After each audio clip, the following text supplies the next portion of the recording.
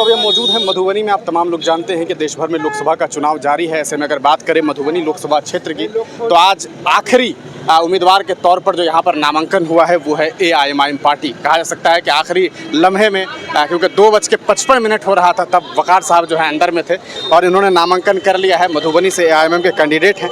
हमारे साथ अभी आदिल हसन साहब हैं। आप तमाम लोग जानते हैं AIMIM के राष्ट्रीय प्रवक्ता हैं और यूथ के अध्यक्ष भी हैं। हम उनसे सीधे सीधे बातचीत करते हैं। बहुत बहुत स्वागत है। बोलिए। आपने मधुबनी से अपना एक कैंडिडेट उतार लिया है। कहा जा सकता है आखिरी लम्हों में ये बड़ा फैसला आप लोगों ने लिया है।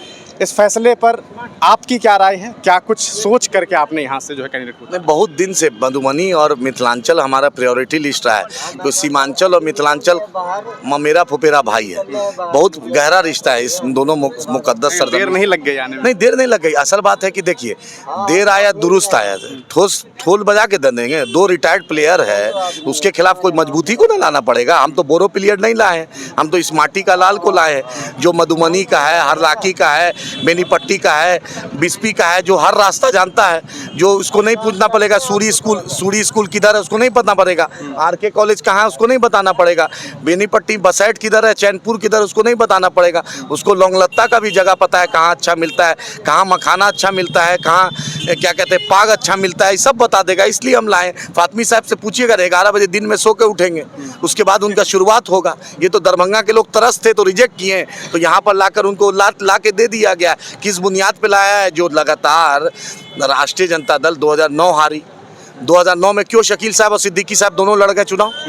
भाई आप बहुत महागठबंधन और बहुत चाहते हैं एक होना, तो क्यों लालू जी और कांग्रेस अलग लड़ी थी, हारी थी, भाजपा जीत गई थी। फिर 14 में क्या हुआ था? 14 में भी गुलाम गौस साहब और सिद्दीकी साहब लड़ लिए। फिर 19 में क्या हुआ? 19 में एक RJD एक RSS के एजेंट को आपने चुनाव लड़ा दिया। क्यों लड़ाया आपने यहाँ के आप कोई कैंडिडेट मधुबनी का नहीं दिखा, RSS और BJP का लोग दिखता है आपको। देखिए, सबसे बड़ा सवाल जो बन करके आ रहा है वो ये कि चूंकि मधुबनी लोकसभा क्षेत्र का चुनाव है और ऐसे में चूंकि मधुबनी लोकसभा में ये चुनाव हो रहा है तो यहाँ पर फातमी साहब की लड़ाई अगर देखी जाए तो अभी NDA के प्रत्याशी से है। लोग अभी के हाल में इस चुनाव को 2 तरीके से देख रहे हैं, सीधे NDA वर्सेस INDI। ऐसे में आप एक तीसरा मोर्चा लेकर के पहुँचे हैं। लोगों के बीच में अभी भी ऐसा कहा सकता है कि अभी तक तो खैर अभी वक्त है आपके पास, लेकिन फिर भी इस चुनाव को 2 ही तरीके से देखा जा रहा है कि एक तो फातमी साहब हैं, दूसरे तरफ जो है वो अशोक यादव हैं। आप तीसरा कैंडिडेट लेकर के आए। नवयुवक हैं, युवा हैं, लेकिन अगर बात करें पूर्व में चुनावी मैदान में इन्हें नहीं देखा गया है। ऐसे में क्या लगता है कि क्या जनता इन्हें कबूल कर पाएगी? सुनिए, जनता कबूल कर रही है। जनता ही के डिमांड पर आए हैं। फातमी साहब को जगह जगह बोल रहा है बाहरी भगाओ, मधुबनी बचाओ। अशोक यादव भी बाहरी हैं, फातमी साहब भी बाहरी हैं, दोनों बाहरी साहब हैं। लेकिन एक दोनों बाहरी हैं, रह रहे हैं, 5 साल से हैं, कहाँ अभी रहेंगे। कौन रहे? एक बाहरी साहब की बात जो कर रहे हैं भाई, एक बाहरी साहब आए हैं। फातमी साहब तो खुद JDU BJP में थे, तो वो किस तरीके से हमें बोलेंगे? जो आदमी खुद राजनीति भाजपा के साथ कर देगा, जिसका बेटा भाजपा गठबंधन में चुनाव लड़े, तो दिल बदल गया तो आ गए ना। दिल कैसे बदल गया? इसमें दिल क्या बदल गया? जो हम अगर जो रास्ता जो जा रहा है अजमेर बस में, आप हरिद्वार लेके चले जाइए तो आप दिल बदल जाएगा।